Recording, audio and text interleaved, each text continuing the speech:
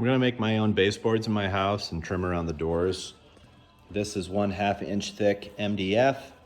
It's a little bit more expensive than particle board, but I didn't want to use particle board because particle board chips, and this is a little bit more sturdy and it doesn't break as easy as well. So you can use particle board, just keep in mind it will chip, and it's not as strong as an MDF, but it works.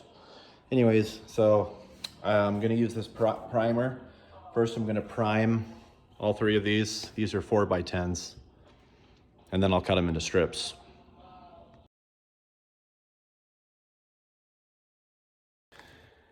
And now I'm going to go through and paint it a kind of an ivory color. Matches the same color as our countertops. Of course, you can choose any color you'd like. This is more like a beige ivory color. Going on to bright white prime color. Prime's always white, of course. Got this one all the way done.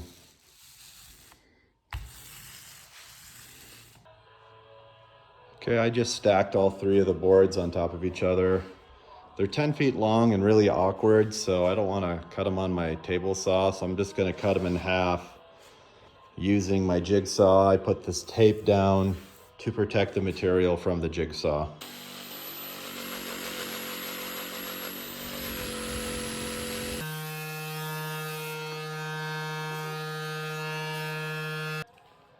Okay, I just turned the boards that were sitting on this table and flipped them this direction.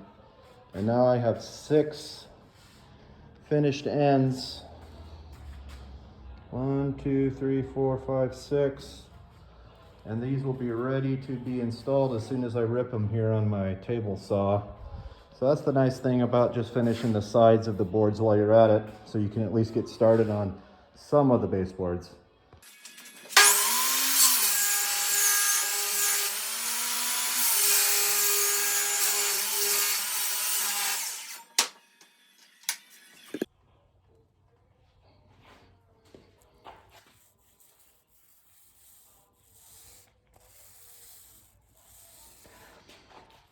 That allows for any excess paint to drip down onto the ground, because if I would flip them the other way, then it might leak down into it. So I'm using gravity to my advantage here. Finally, you want to put on your last 2 coats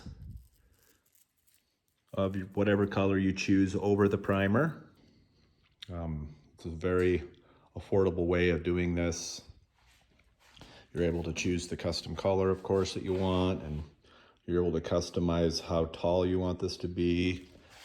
You're able to customize how thick you want this to be, and I wanted this to be a 1/2 inch.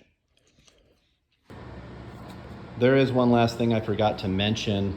When you're done painting this, the sides here, immediately, once you're finished putting on your final coat, separate them and set them up like that, because if you don't separate them and you let them dry together, they'll stick together. And here's a video of the baseboard installed. I did buy these little corner pieces here, tacked them on, got them from the Home Depot.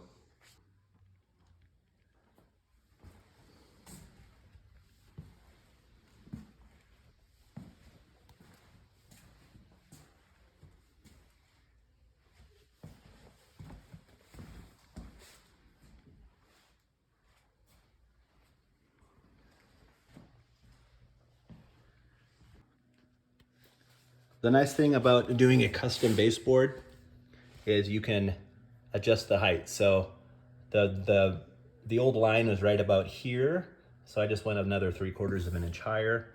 And also I was pretty good at making the floor fit up against the wall pretty close.